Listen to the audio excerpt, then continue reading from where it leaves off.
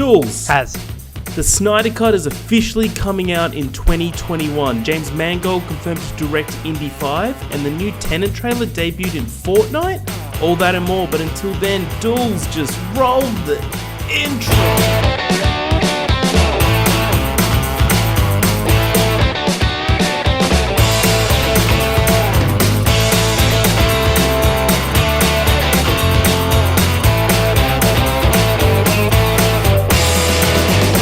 Welcome, one and all, to another episode of the More Cops on Duty podcast. I'm one of your hosts, Harry.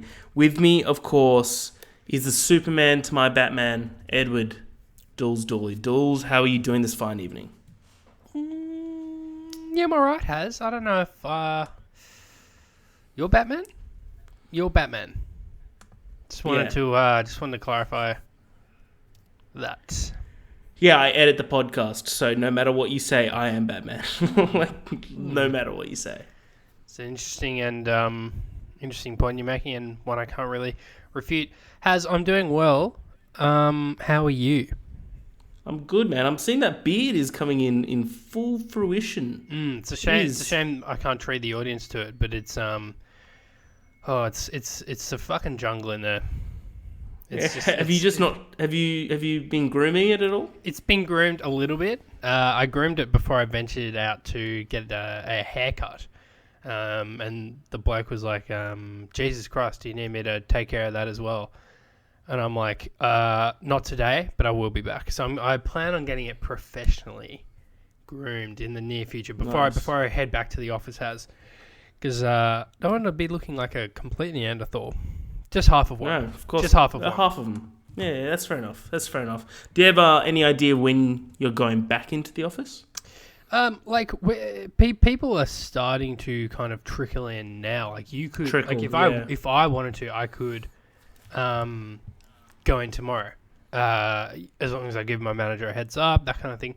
But I think, it's they haven't given us a firm date. I think we're gonna have like a bit of a staggered return. Like, okay, this week this division goes in, next week this division, and like team A, team 2. Yeah, like on off kind of thing, and maybe in half the team will go in and on these days and the other that day. Anyway, so I think that's just how it's going to work. It's going to be a little bit weird for the rest of the year, I imagine. But how about on your end at your workplace? We've got no date. We're pretty much because we're run by a US company that we're going to be we're taking their lead, but we're probably going to be the last back in because we're almost completely self-sufficient from home. We're lucky like that. We're incredibly fortunate like that. That we kind of see it as our duty to not go back when we can work from home, just to ease congestion on public transport. Plus we also believe if we were to go back, it would be in team A, team B sort of thing, and we don't see the benefit of going to work and then spending the day on video calls and Google Hangouts with the rest of your team. There's no point of taking that risk on the public transport just to do that. I appreciate that point of view, and it makes sense. I think public transport, that's going to be a tricky one to navigate. I mean, they're saying 32 people to a train carriage, 10 people per bus. And then school kids are apparently the exception to that rule, where an unlimited amount of school kids can be on any given bus, and a train carriage, I suppose. But I just don't understand how they're going to police this. Is there some train warden on every carriage? How the fuck? And even if you're getting people to queue up at the station, there's going to have to be constant communication to keep track of the amount of people going in and out of these carriages. It just seems like a logistical nightmare. Maybe there's something in place I'm not aware of, but I don't think they would have put anything in place. And this is City Rail as well. I don't think anything would have been put in place this quickly. So, it just sounds like if anything, getting public transport into work sounds like the biggest nightmare and scares me the most at the moment, just because of I can see it taking an hour, if not longer, as opposed to my typical 20-minute commute.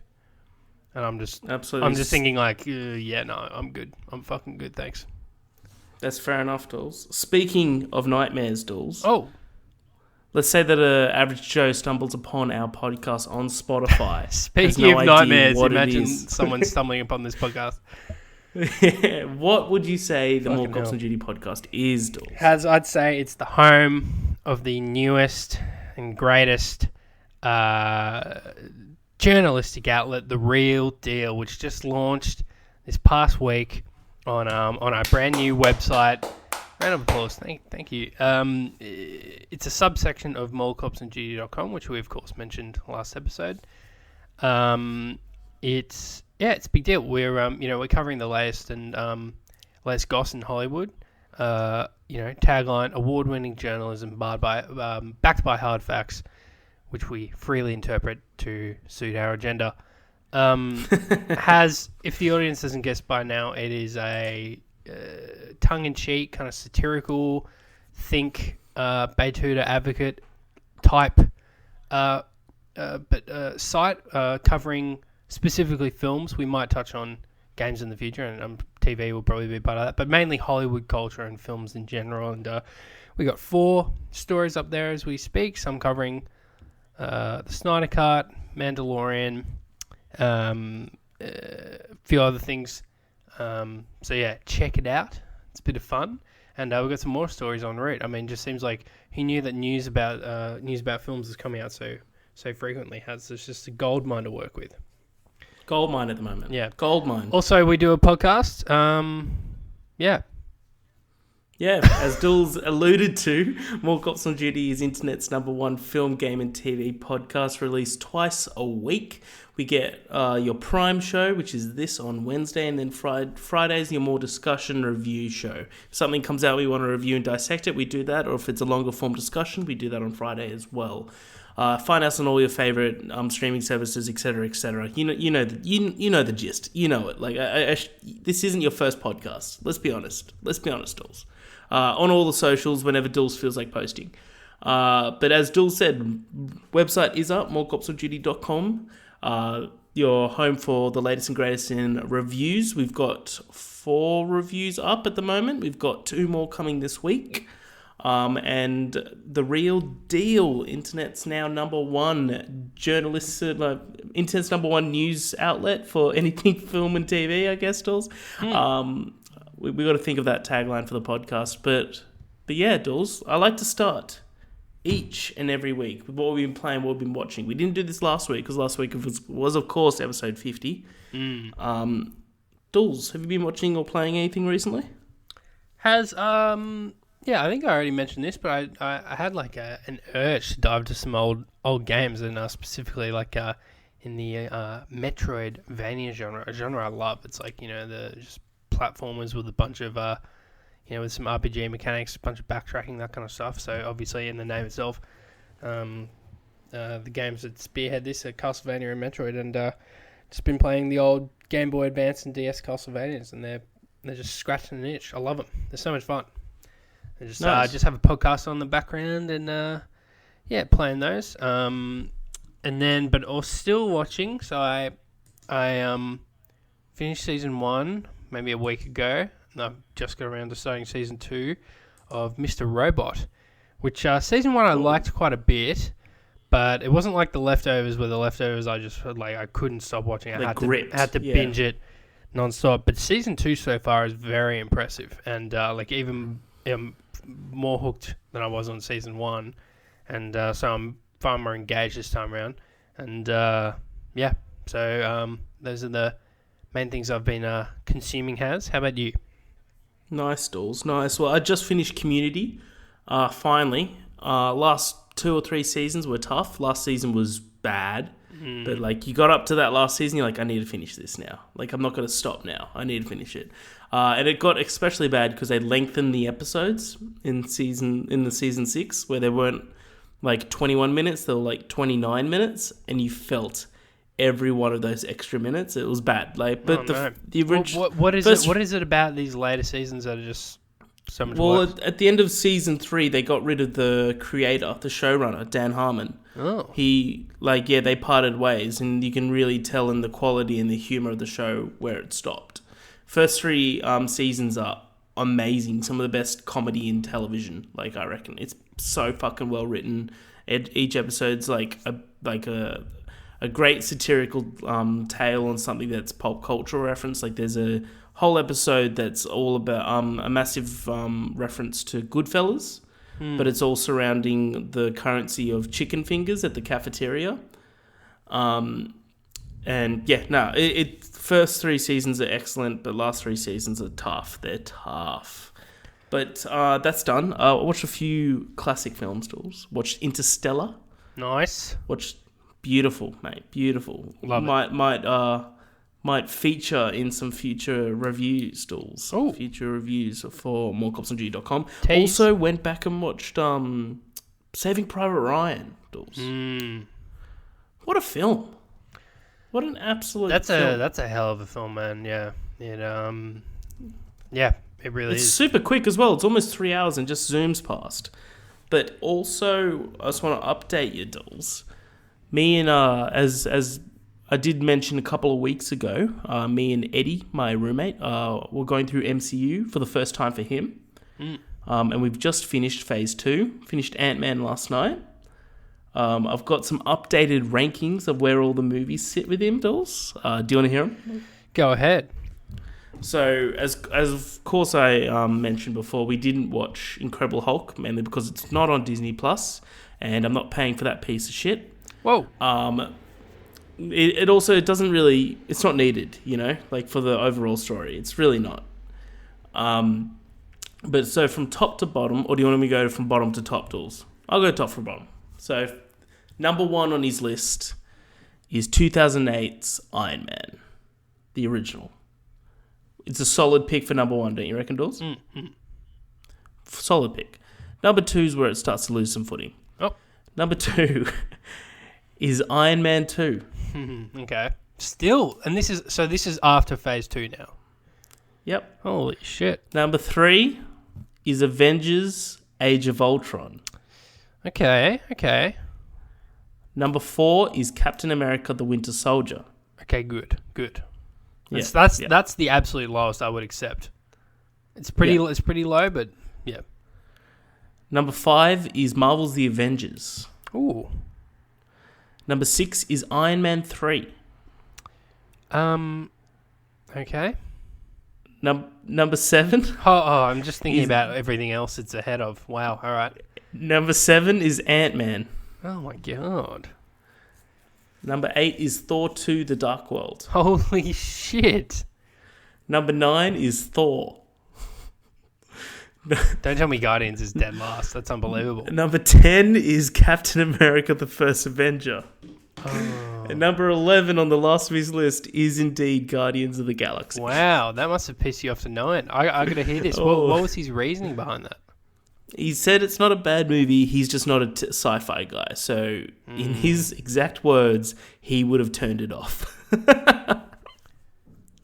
So, which is tough. Yeah, I guess certain settings can just really not do it for people. Like you say, like you're not big on fantasy, are you? There are some exceptions to the rule. Yeah. Lord of the Rings, Game of Thrones, but you're not big on high fantasy. Yeah, like that dragons kind of and shit. I'm not fully into that. No. Yeah. Absolutely. I get it. Like, again, like, this isn't a terrible list. There are points in it that I'm baffled by. See, Because I always think of Guardians. Guardians, I thought was so impressive in the fact that I thought it was a slam dunk.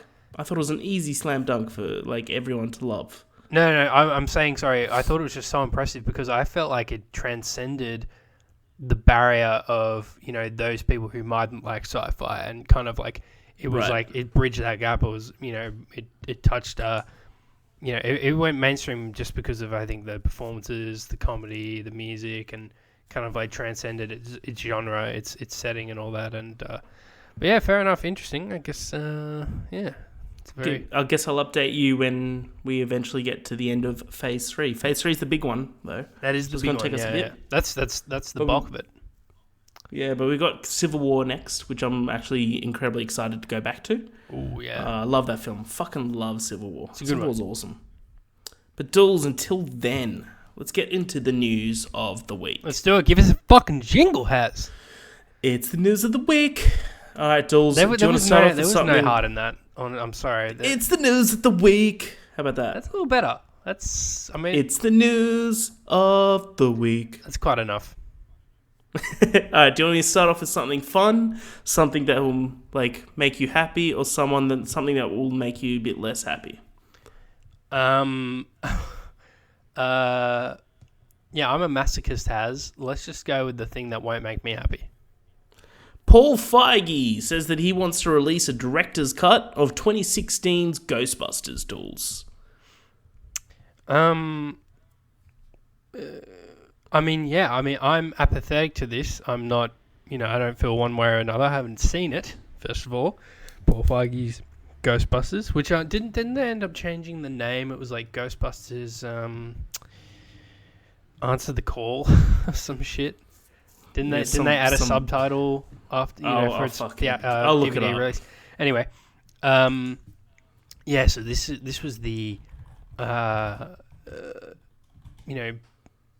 it's just such a shame with that movie because it's not like an all-female cast for Ghostbusters is a bad idea or whatever.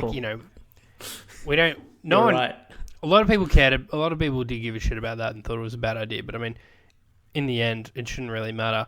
But there was just bad writing, bad acting, and it didn't really capture what Ghostbusters was to a lot of people. It kind of missed the point. I still haven't seen the film, but that is just everything from what I've heard about it. Would you agree with that? Did you finally end up seeing it? And yeah, I did end up seeing it. It's incredibly lazy. I thought that they really disrespected the original Ghostbusters with what they did. I think it was incredibly miscast as well. I think they should have brought in the likes of Sarah Silverman and stuff like that. I'm not a Melissa McCarthy fan.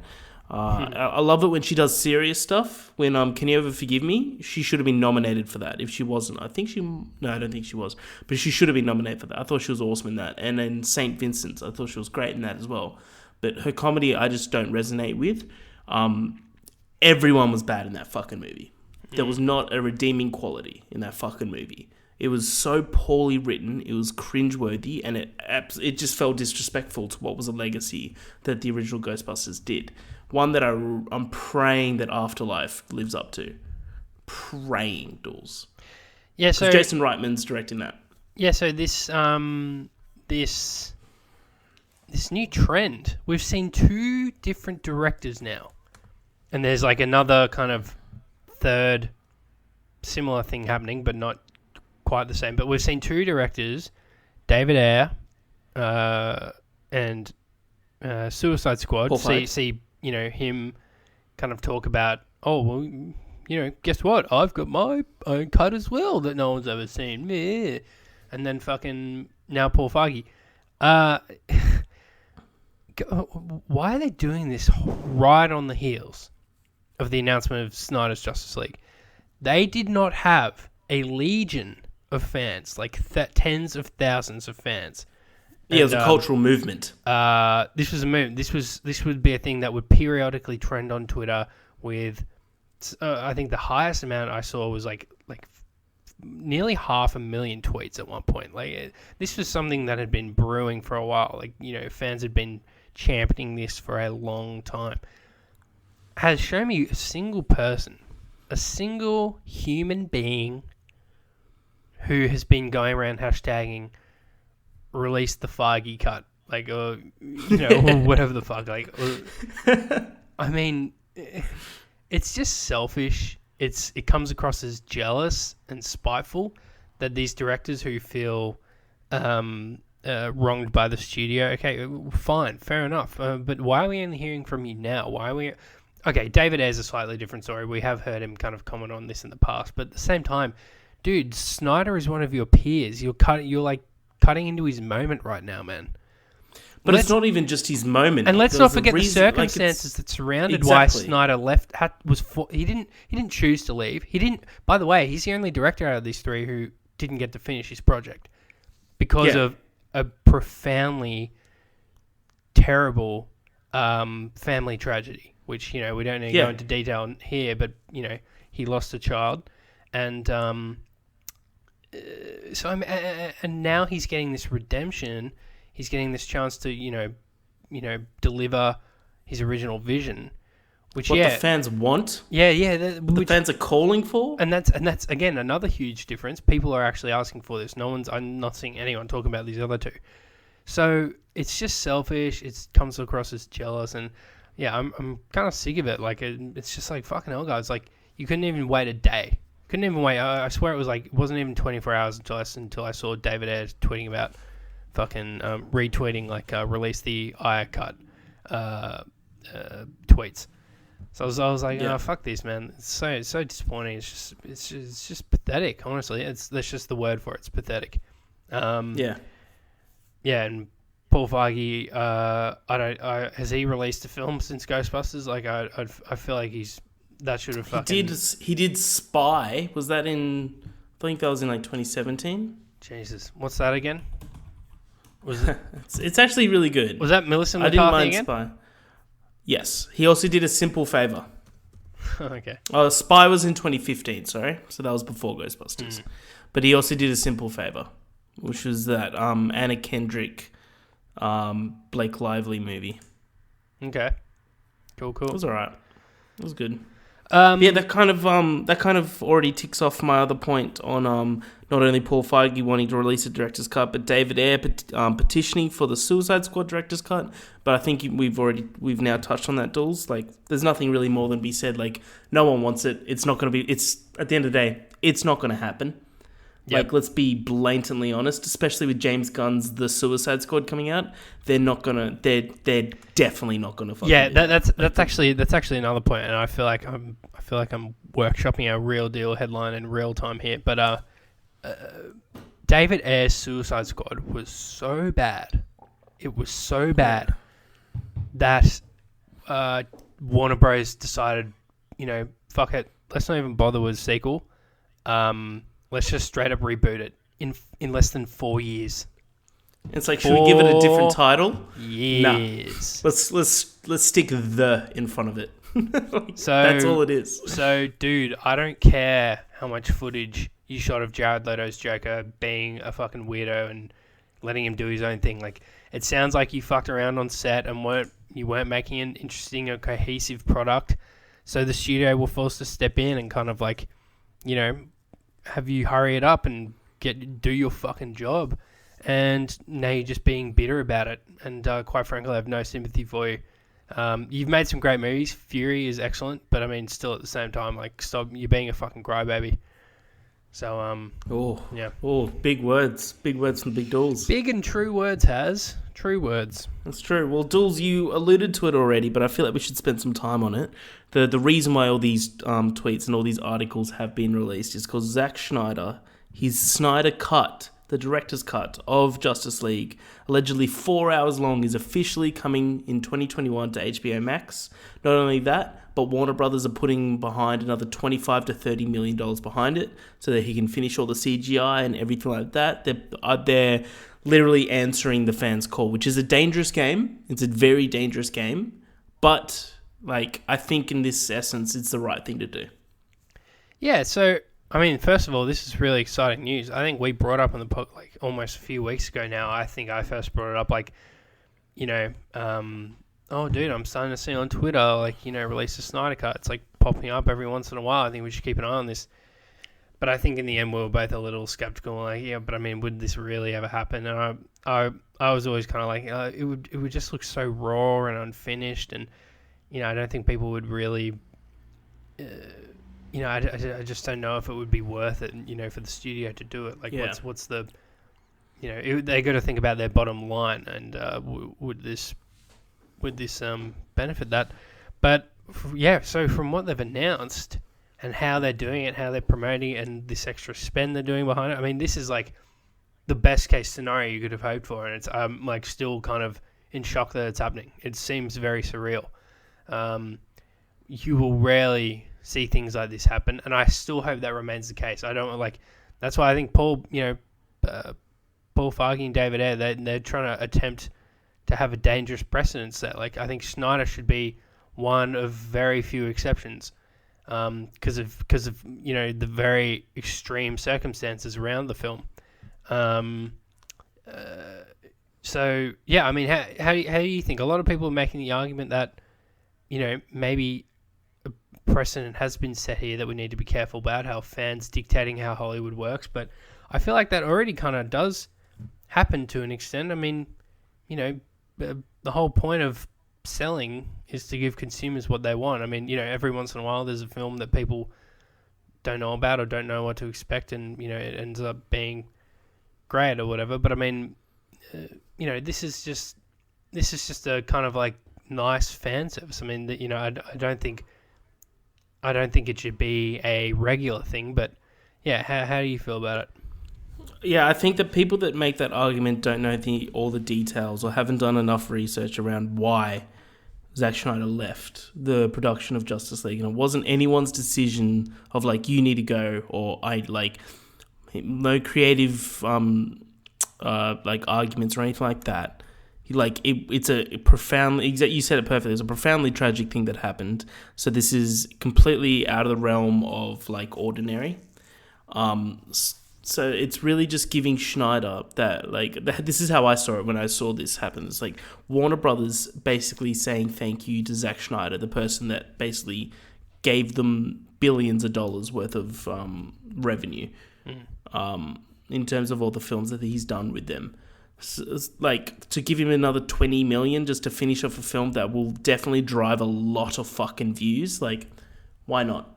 At the end of the day, that's why, like, after it was revealed, and then, like, I was with you, I was just like, yeah, I don't think they'll do it because it'll look unfinished, etc., etc. But then, like, them actually being like, no, we're going to give him $20 to $30 million just to finish it off.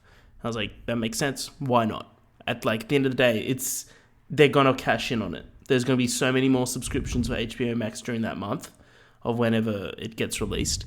And I'm interested to how it gets released in Australia, Dools, but I'm not even sure where to go there. But in essence, I'm super excited to see it. I think that I'm more excited than anything to see Ben Affleck back as Batman. Yes, fucking loved him as Batman. I think he's so underappreciated. The more I think about it, the more I think we underestimated how big an impact Snyder had on the DC cinematic universe as we know it. Like, he was behind casting Cavill as Superman, who I think most people agree is great. I mean, some of the writing of him, around the character in Batman vs Superman is questionable. Like, he's portrayed as quite dark and dour. Yeah, Cavill is as a whole, but he's great. I think he's the best part of Man of Steel. The parts we do see of him in Justice League, where he's very light and very typical, how Superman should be, I think is pretty good. And then we both agree. We think Affleck was great as Bruce Wayne and Batman. I think whoever Ray Fisher is Cyborg, Jason Momoa is Aquaman, Gal Gadot is Wonder Woman, all pretty good casting. It's all pretty good. He's behind it all.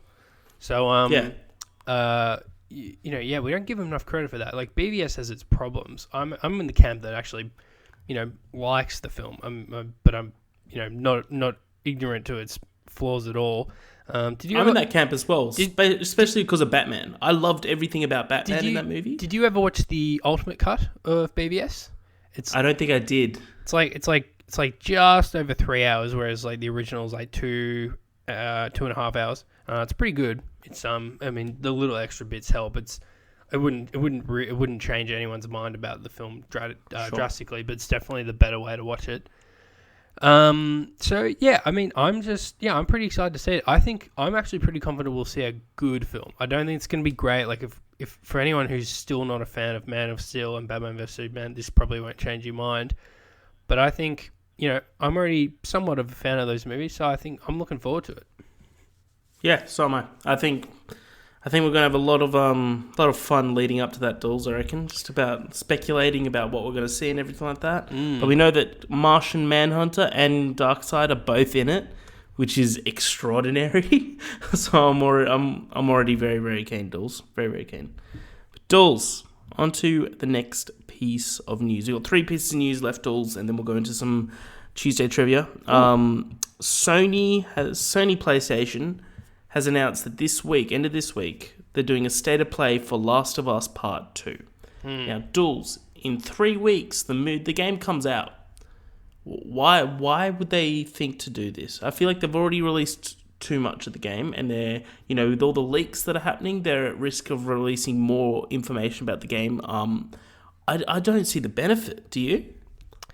Yeah, well, I don't know if they do these. I don't think they're as spur of the moment as we believe. It is a little weird that Ghost of Tsushima had one before The Last of Us. I mean, I've heard a lot of takes everywhere, and I agree that it probably should have come out after Tsushima. Like, The Last of Us should have been PS4's swan song, similar to the first one.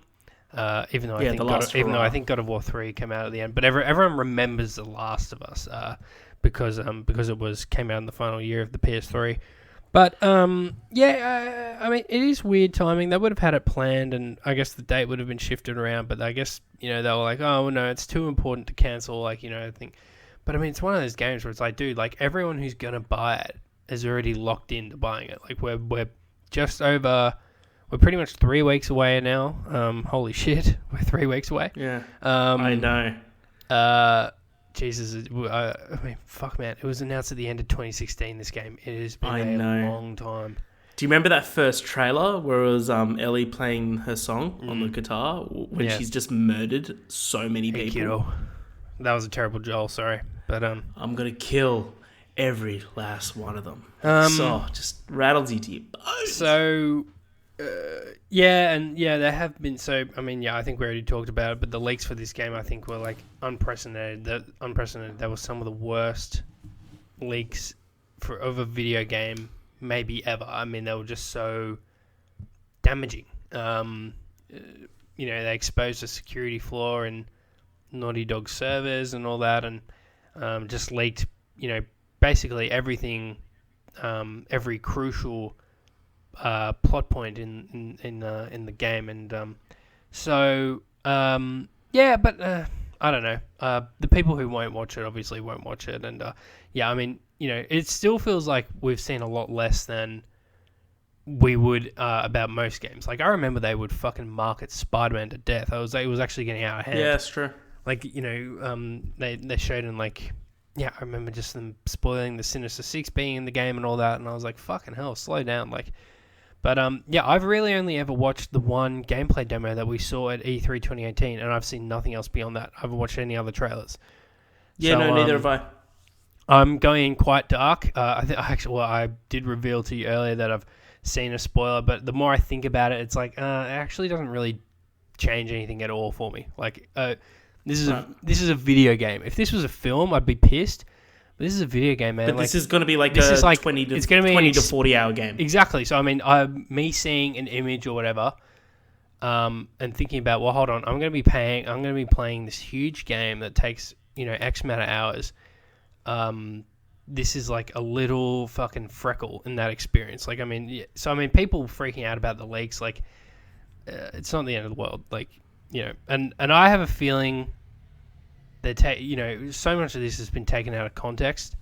So I'm actually not even certain that what I saw is entirely accurate in the context I saw it. So anyway, I can't wait, dude. Yeah, it's good. Counting down the days.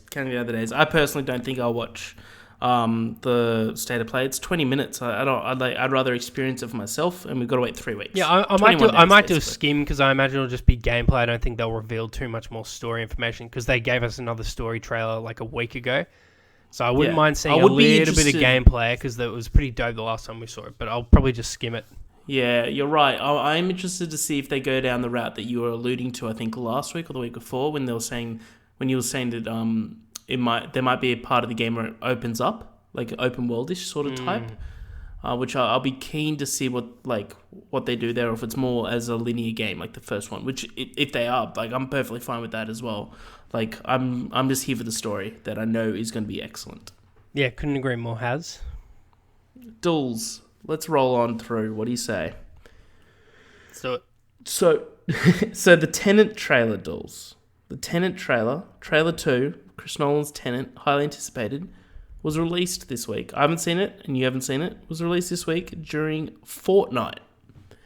It's a very interesting way to release a fucking Nolan trailer. Who decided to give Gen X so much power? Is it Gen X? Is Gen X the generation before us? or after us, I should say. I think so. Yeah. Yeah. Why the next? What the fuck? My sources tell me that this was all over a big miscommunication, and that Warner's team went to Nolan's team and were like, look, how does debuting the trailer in a fortnight sound? And they go, oh, okay, great. Whatever time schedule makes sense. And they're like, okay, great. They didn't quite understand that when they said in fortnight, they literally meant in fortnight. Again, they assumed fortnight, the measurement of time, the unit measurement of time, 2 weeks. And so, my sources tell me that Nolan was furious. And you can read the rest of the story on The Real Deal, mockupsong.com.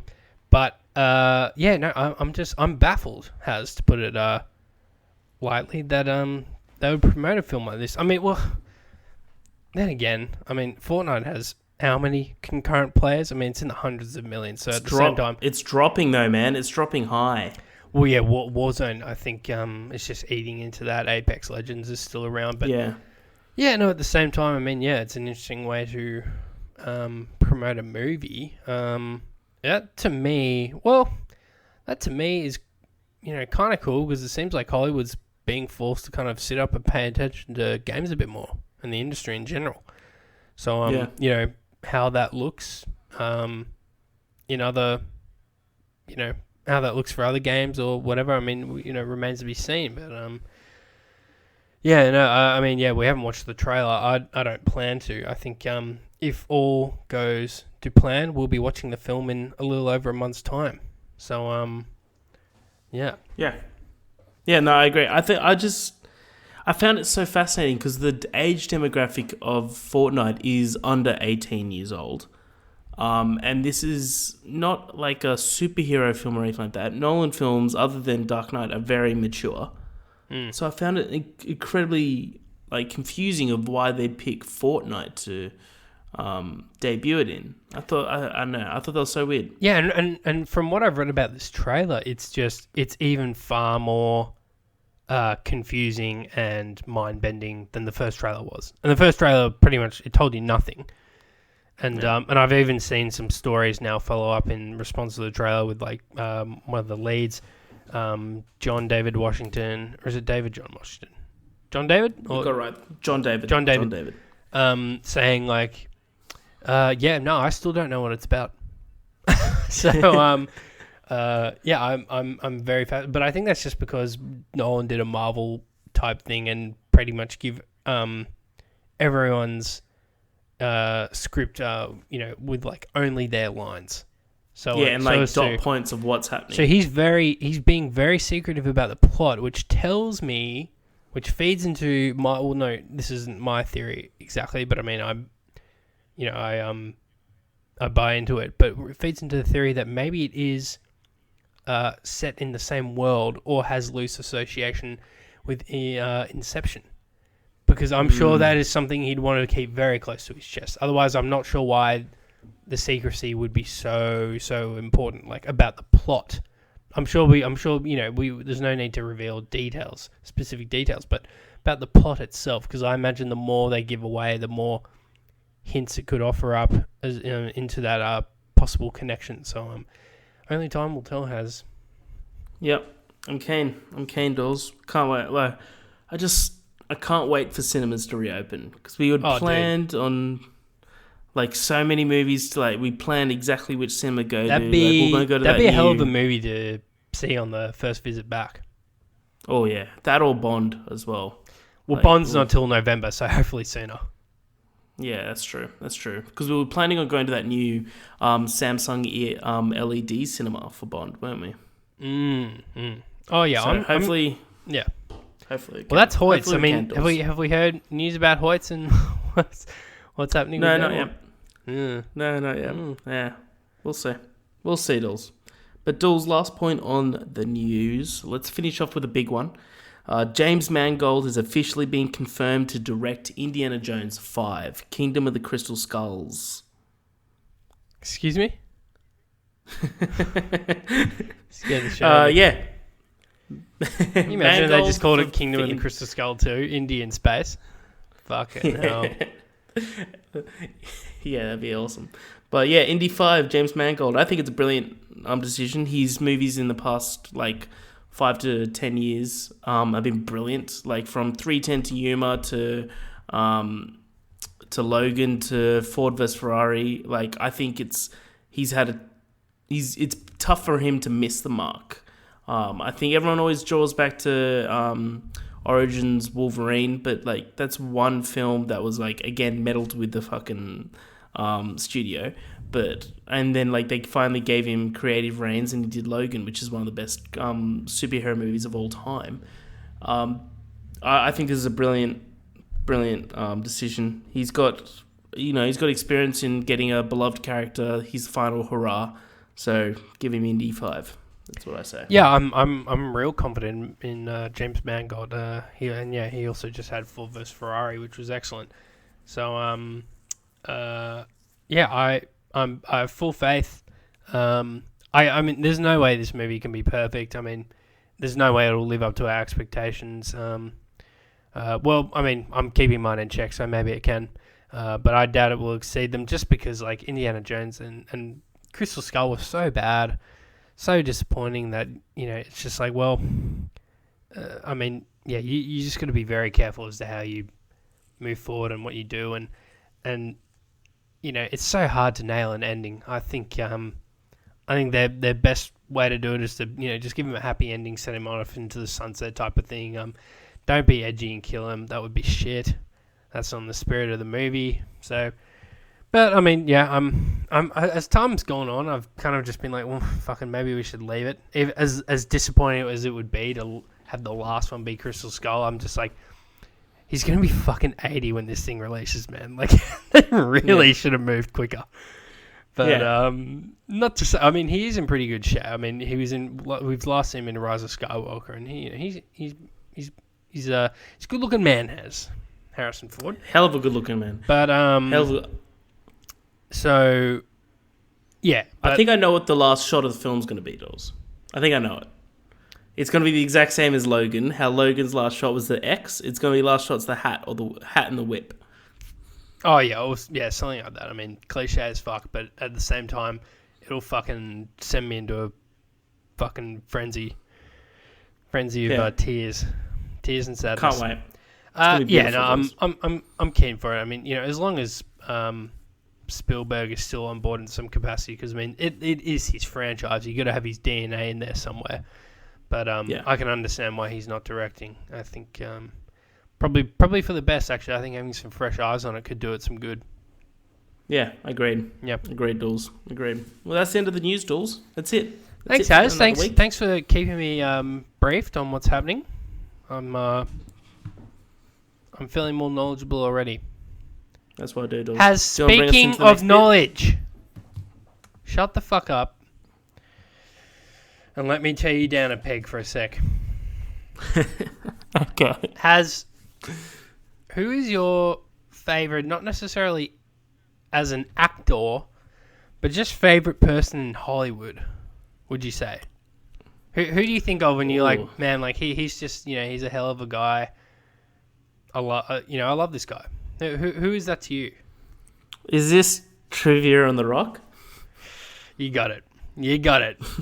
Oh, so today, on Tuesday Trivia, we're taking a walk down the lane of Dwayne "The Rock" Johnson's life, his career, hardships,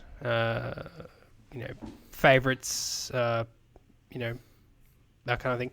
So, straight up, his movies are not memorable, but I'm excited for this. They're not memorable. Oh, well, no. I think, I think this is definitely my most reasonable trivia so far. I've taken your feedback into consideration, Haz. There aren't any riddles in here, despite, that other question not really being a riddle. There was just, some miscommunication. Anyway, it's definitely without further ado, I'm excited, Dawes. Give it to me. Question 1. Now we're starting with softball, Haz. It's going to build up. Question 1. Which Fast and Furious film did The Rock make his first appearance? All right. I believe it's Fast 5, but was he at the end of Fast 4? No, Fast 4, Letty died. Fast 5. Fast 5, is that your final answer? That's my final answer. That's correct. Oh, thank God. Because I knew that there was the post-credit scene in one of the movies is The Rock with Eva Longoria showing the picture of Letty, but I think that's the end of 6. Yeah, that's like the end of 6 or even 7. Or 5. Yeah, I don't know, one of the two. 6, that never panned out 6 is because we never saw that character again. Yeah. Yeah, well, she was in 2. But yeah, sorry, continue. Well, that's what I'm saying. I mean, like, but I think that post-credit was in, like, 5 or 6. So, I mean, like, we never, like, we thought that they were bringing her character back, and no. Yeah, they just never did. Yeah, you're right. Has question 2. What is The Rock's weapon of choice in the film Walking Tall? Oh, good film. I'm guessing you're talking about Terrible the film. scene where yeah, it's a very average film, but it's a guilty pleasure of mine. You're talking about the scene where he goes and takes down the like 20 guys in the middle of that casino. What is The Rock's weapon of choice, Has? 2x4 piece of wood. Correct. All right. See? Not so bad so far. You probably No, it's probably good, wishing it was a 'cause, little yeah. harder, weren't you? No. All right. No, it wasn't. All right, let's continue. That's question 3. God. What is the name of his production company? Oh shit. Oh. I don't know. Dun, dun, dun, I don't know. Because I know he does it with someone Garcia. 10. No, I don't know, Dools. What is it? Really? Oh, I thought you get this one, Has. $7 Productions. That's right, yeah. I can see the logo. Yeah. Yeah. Has question 4. Now, this one, you're going to have to go into the archives a little bit, but, I believe in you. Oh, God. Here we go. Go ahead. Question 4. What was the very first feature film The Rock appeared in? What was the first film The Rock appeared in? So the very first feature film, correct. The Mummy Returns. He was Wow. the Scorpion King. Correct. I thought you might stumble on that one. Because I still might have given it to you. I might have given a half point if you said The Mummy. But no, very impressive. Like that. It was a good movie, The Mummy Returns. It was one of the worst CGI scenes in history. The Scorpion King at the end. Where he's as the Scorpion King, yeah. Yeah, well, he's literally a scorpion. So dumb. Has, let's continue. Going well. 3 out of 4 so far. Has question 5. The Rock stars alongside Mark Wahlberg and Anthony Mackie in this steroid and testosterone-fueled, Michael Bay-directed fever dream of a film. What film is this?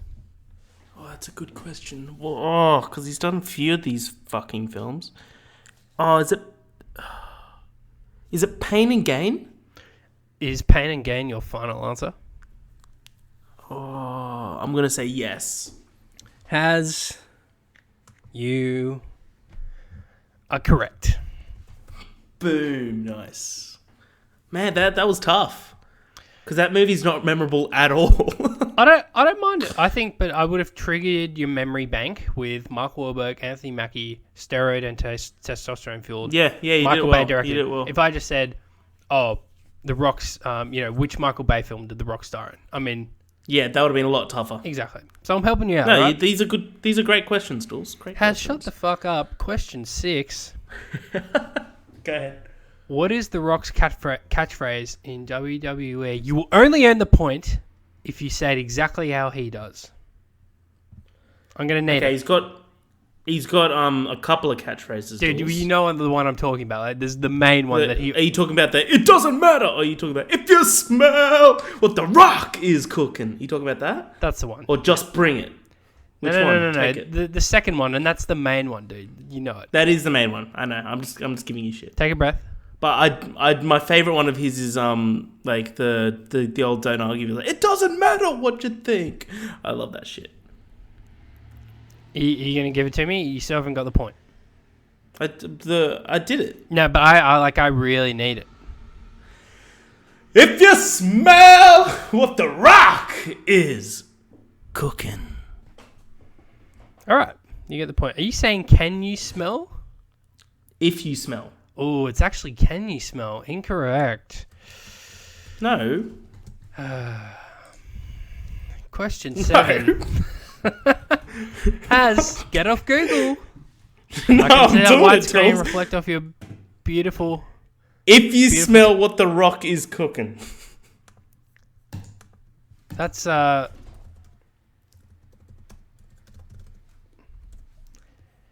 He says, "Can you smell, sir?" Dools, give me the fucking point. I did that whole shit for you. Now, apparently, he sometimes says, "If you smell." Well, that's strange. Yeah. Oh, no, I'm kidding, Haz. I gave you the point anyway. I was just fucking with you. You're a good man, Dools. I never say Has. Alrighty. Don't let me down now. Well, you're going well. You're going well. Question 7.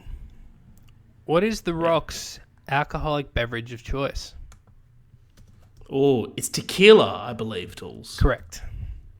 He loves good tequila, that man. Loves it. Owns a tequila company now. Makes it. Yeah, I can't remember what the tequila company's called. What is it called? Do you know? Yeah, I was considering making that the question. I was like, no, I wouldn't fucking know that for shit. So Yeah, no, yeah, we're tad that's unfair. But that would also you be know what I classic love me. though. I love his cheat meal posts on Facebook, on Instagram. They're insane. Yeah, dude. He's just, whether it's a huge stack of pancakes or a fucking 2-liter tub of ice cream or a platter of sushi made for a small fucking seminar. I love it. Yeah, exactly. Has question 8. In a very short-lived stint, The Rock plays a detective whose partner is Samuel L. Jackson in which film? Is it that one or is it the other one? The Other Guys. That is correct. Very good. Yeah, that's a good question because he's a very small cameo. But it's so memorable, though. I feel so like it's good. so memorable. Aim for the bushes. Dude, that's like him and Samuel L. Jackson as in a buddy cop movie. How the fuck is that not a thing yet? Yeah, how haven't we gotten that spin-off? That's unbelievable. Yeah, that would be I incredible. still love the aim for the bushes and they jump and the camera pans down and there's just no bushes. It's just a Well, dude, the sidewalk. bushes are on the other side of a street, opposite a building, opposite another building that they're standing on. So I mean, it's unbelievable. Great movie. So good. How's question 9? One of the following is not a film The Rock appears in. Which one is it? A. Rampage. B. Faster. C. Skyscraper. D. Journey to the Center of the Earth. And E. Doom. Which one is he not in? So which film out of those is he not in? Journey to the Center of the Earth. He was in the sequel. The original one was Brendan Fraser. You motherfucker. That's correct. Thought I'd trip you up there. Great question. Great question. Almost got me with Faster, but that was that really shit film he did. Yeah, dude, I saw that. I was like, what? What is this? Yeah, that is the definition of a non-memorable fucking rock movie. All right, final question. What was The Rock's lifelong dream that he never achieved? Oh. He's talked at length about this, and still haunts him to this day. Oh, I don't know. Is it something to do with his dad? No, this was something he'd been wanting to qualify to do something all his life, and I think it might have been, I don't know, something prevented him from doing it, and he stumbled into WWE when not being able to do this other thing. Interesting. I don't know. I'm gonna have to do a stab in the dark. I'm gonna say something to do with like enrolling in the army. Is that your final answer, Has? I got no other option. Like other thing would be like 5. university degree or something like that. I'm gonna say enroll in the 2. like the military. I'll say not specifically the army. Incorrect. What is it? The Rock's lifelong dream was to play in the NFL, and an injury never knew prevented that. him from Wow. doing this, and well, not just an injury. Well, yeah, I think an injury and a combination of some other things. But yeah, no, he's spoken at length about this. I think, Wow. and I think it was That's partly interesting. the inspiration for Ballers. He's like, players like this retired football player and things like that. So, That's probably why I said yes to Game Plan. yeah, hell of a movie. Nice, Jules. That was a good question. That's Jules. Tuesday trivia. Yeah, thanks. Nice. I thought the Journey to the Center of the Earth question was great. That almost stumped me. I think you have the record now for most correct questions as well. 8 out of 10. Pretty good. Pretty good. I think you got 9 out of 10 for Star Wars. Oh, did I? Oh, great. Yeah. You didn't get the Todarian question, Okay. which well, is alright. the easiest answer out of all of them, Duels. So, well, whatever. Duels, thank you very much. Should we close the episode out? Do you want to close it out? I sure do. And I'll do so by asking, Haz, do you want to close the episode out? Duels, of course. Thank you for listening again to another episode of More Cops on Duty, Internet's #1 film, game, and TV podcast. We post twice a week, Wednesday for your Prime, Friday for your more discussion review show.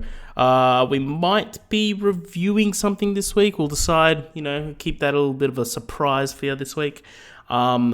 But yeah, find us everywhere. You know that. Where I think listen. we're probably playing the review for this week by ear, but one that you can definitely expect. I think not next week, but the week after. So the week after the next, I think it would come out on the 12th of June.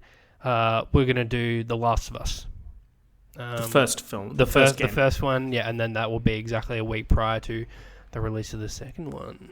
So, and then we'll probably do like a fortnight after that, so a week after the second one comes out, we'll probably would have both finished it in that weekend.